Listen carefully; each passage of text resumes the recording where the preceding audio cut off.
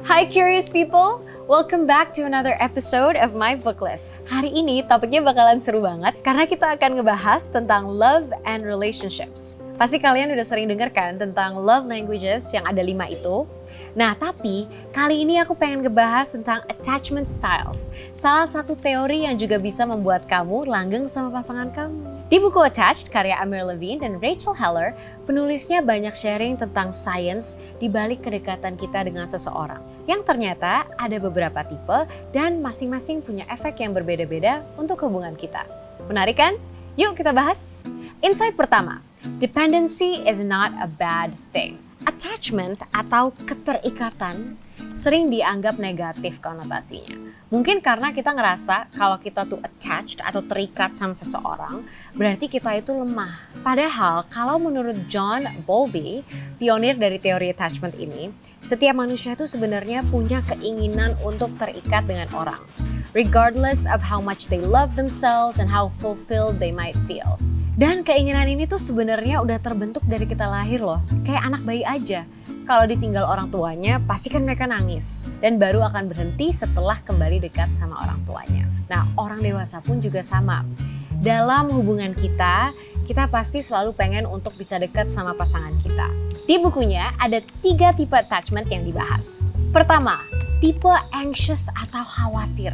Dimana kita selalu menanyakan hal-hal kayak, aduh apa iya ya pacarku beneran sayang sama aku? Atau aduh aku needy banget ya mau ketemu terus. Nah orang-orang yang memiliki anxious attachment style seperti ini biasanya juga lebih sering take things personally. Menganggap semua masalah itu karena pasangannya nggak suka sama dia. Yang kedua, tipe avoidant atau menjauh. Orang-orang yang memiliki gaya keterikatan ini biasanya lebih memvalue kebebasan mereka daripada hubungan mereka. Dan cenderung lebih defensif dan gak nyaman kalau disuruh terbuka tentang perasaannya. Biasanya mereka juga suka membuat tembok antara dia dan pasangannya karena takut disakiti.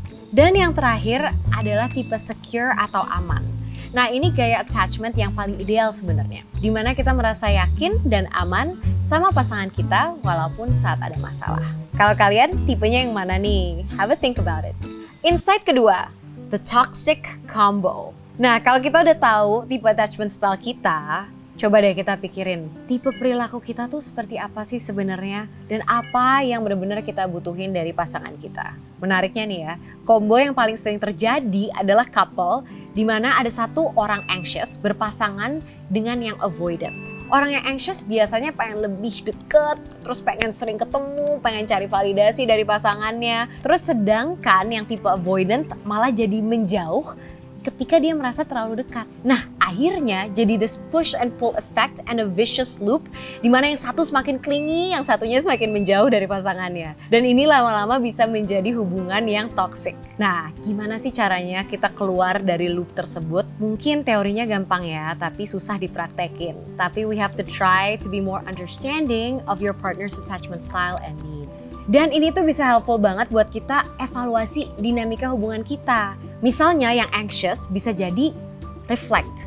Oh mungkin karena aku anxious terlalu clingy, itu malah jadi nge-trigger pasangan aku untuk menjauh. So instead of focusing on it's their fault, I'm gonna focus on myself and find self-soothing techniques that can help me feel more secure with myself. Terus yang avoidant bisa mikir, oh oke, aku lagi butuh space nih.